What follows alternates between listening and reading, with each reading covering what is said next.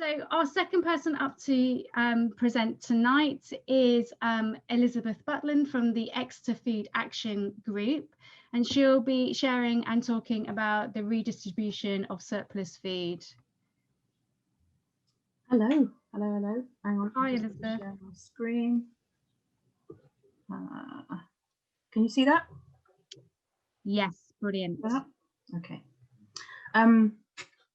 So yes, my name is Elizabeth Butland and I'm from Exeter Food Action. We have been in existence since 2011, and I'd like to tell you a bit about that journey that we've been on reducing food waste in Exeter. We started from a shopfront in Sidwell Street in 2011 with some fridges and freezers full of fish cakes and pasties, and a handful of people who were keen to prevent edible food in Exeter from going to waste. So the kind of core aim initially was to rescue edible food. Well, I mean, that's still our core aim, to be fair. We rescue food where we can, and we distribute that to organisations that support people in need in the Exeter area. Hang on. Right, there we are. So the kind of key features of that service are that the service is free. We do not charge suppliers for the collection of what is essentially their waste. I mean, they would otherwise pay someone to have that taken away. We do not charge them. So we will take away edible food from supermarkets, food producers, wholesalers, hospitality at no charge. We do not charge our recipient organisations to receive that food either. So no money changes hands, which keeps things very simple for us. Volunteers are really at the heart of what we do. I mean, until recently, I was the only paid member of staff. We have rotas of volunteers who go out in the evenings and collect from different supermarkets. I also go out and collect certain things during the day, but mostly it's volunteers who keep things coming in. And I have volunteers who help me in the warehouse to keep stock rotating and to keep the warehouse clean and tidy. We really wouldn't be an effective service without the loyal support of a really quite a large core group of volunteers. That includes a board of trustees who oversee and steer the charity. We started really small, and we're still a really small charity with a very local focus, which means that we've been able to be very flexible, respond quickly to local requests, respond quickly to offers of food. When you're dealing with surplus food that's often at quite near the end of its life, time is of the essence. So to be able to respond quickly and flexibly is really important. We rely on grants and donations and a friend scheme to pay our bills. We've had several twists and turns in our journey. We became a charity in our own right in 2017. So before that, we were part of Devon and Cornwall Food Association, which was a sort of loose association of several different charities spread over quite a wide geographic area. So in 2017, we decided to rebrand ourselves as Exeter Food Action. And the structure that we have is a charitable incorporated organisation, so really quite a simple structure, which suits very well the work that we do. We've moved several times. We moved from council offered empty stores in the city centre to now eventually a proper purpose-built warehouse on Marsh Barton, which is brilliant and life-changing when you can, you know, pull up in your car to the door and actually unload by the door rather than to fight for a parking space somewhere in the city centre and then carry crates of food up the road to a shop front. I've been involved since about 2012 in various capacities as a steering group member and as a trustee and as a volunteer, and now in the last 3 years I've been a member of staff. There's a lot of seasonal kind of ebb and flow in surplus food. There's a kind of lull at the beginning of the year when supermarkets cut back on what they buy in, and we don't get as much surplus. Then there are gluts throughout the year from farms at different times of the year, allotment associations, that kind of thing. And then there's a huge peak of activity around Christmas. Last Christmas, we had 1.3 tons of food come into the warehouse just on Christmas Eve in the afternoon. I mean, it's like a kind of flood of a tsunami of food that kind of washes into the warehouse just before Christmas. So every year, I would have said up till now, yearly, we would be able to distribute around 25 tons of food a year. Last year, we had a really bumper year and it was 33 tons. That would have been a kind of good year before 2020. 2020, all that kind of steady, familiar way, all the usual patterns have gone out of the window. And there's a kind of new landscape of surplus food and a new sense of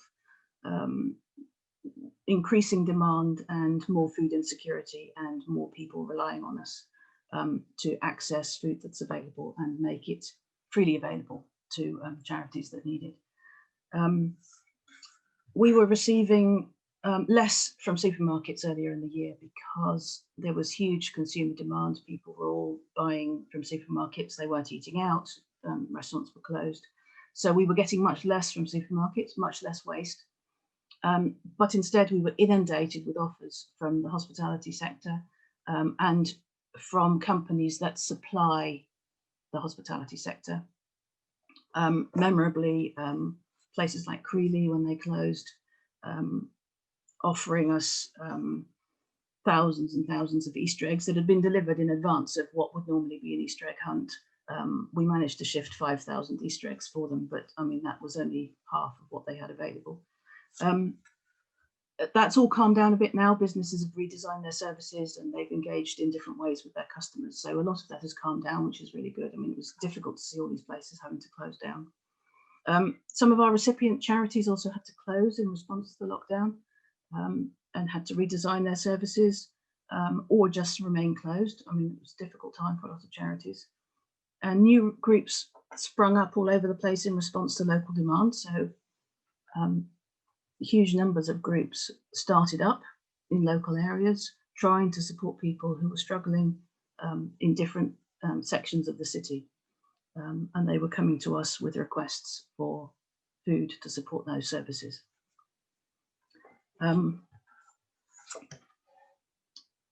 The other main thing that's happened this year, which has changed our work considerably, is that we now are working on a pilot project with Fair Share Southwest in Bristol. This has not been as a response to COVID. This has been a year and a half in the planning. We would have started earlier in the year, but COVID really threw that up in the air. And so we're sort of 6 months behind the original schedule. We are working together now to provide a Fair Share membership service to Devon. So in order for that to happen, I now work full-time for Exeter Food Action, and we've hired 2 part-time drivers who are these 2 lovely people. And we've started 1 day a week delivering a route around Exeter, and that will increase over the next 12 months to a 5-day-a-week service. So that's in addition to our free service, which we will still keep running. So we're now running those 2 things alongside each other. I don't know how much time I've got. I never timed this, but this is the last one, which is something to ask you for. Really, our operations have become more complicated this year, more diverse, and in order to run that properly and to have the right support, we really need a few new trustees. We have some vacancies on our board. The kind of skills that we're really looking for are HR skills, financial skills, marketing, social media type skills, anything like that. If you know anybody who would be, interested in the kind of work that we do and has skills in those areas, we would be incredibly grateful to hear from you. And then just publicity, really. I mean, we're quite a small charity with quite a big reach, but we don't have a high profile. So I get lots of inquiries and lots of offers via more high profile organizations like St. Petrock's or the Food Bank or whatever. They send people my way. But our public profile isn't very high. I mean, food waste isn't very sexy, and it's quite hard to make sprouts look attractive.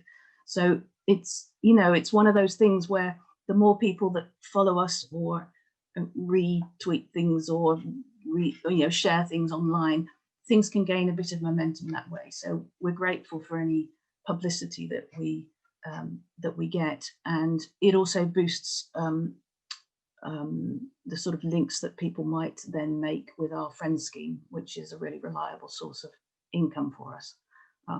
Because as you can imagine, without, you know, in the kind of the climate, we've had some COVID money and things like that, but when you rely on grants and donations, a friend scheme where people regularly just pay a very small amount every month is incredibly valuable. Thank you, Thank you very much. Brilliant. Thank you so much for that. Could I ask you to stop your screen sharing? There are a couple of questions in the chat. You did go over 5 minutes, but it's fine. I actually felt like that we probably all needed to hear your project, actually. Amazing work. There are a couple of questions. What does Fair Share Project enable you to do over and above the Exeter Food Action activity? Oh, okay. Well, they are able to access food at a different stage in the food chain. So we more or less, with small exceptions, we access food that's kind of coming to the end of its life, so that would otherwise be thrown away, because they're a very large organization that can negotiate nationally with the food, the people who produce our food. They can access food that is surplus at a much earlier stage. So before it ever reaches the supermarkets, it can be predicted to be surplus. And therefore it's removed from the food chain at that point and redistributed across the country. And we can therefore access large amounts of food that we otherwise wouldn't be able to get. So charities can pay a small membership fee, and in exchange for that, they are offered a guaranteed amount of food. I mean, the reason that our service is free is that I can never make any promises about what we may or may not have. So people take their chances when they come to the warehouse about whether there might be any vegetables or bread in the freezer or whatever. And I never say, we'll always have this or we'll always have that, because I can't do that. But Fair Share is able to access large quantities of food, so they can always guarantee products within a certain category. Great. Yeah, so that's the difference, really. Thanks, Elizabeth. Elizabeth, I wondered if the best way to contact you would be if you would be willing to put your details in the chat. I think there are a few people who are saying that they definitely would be able to help promote. So to be able to access you and to contact you, I think maybe. Yep. And I think there's an offer from Jane from Lulu Consulting there as well around marketing. So, brill. Excellent. So what, just an email address? Is that just put, yeah, if you're happy to share your email address, then everyone will see it. And then in your ask around trustees and support for comms and marketing, people can contact you. Lovely, thank you. We will share this chat with you as well. Brilliant. Thank you, Elizabeth. That's great.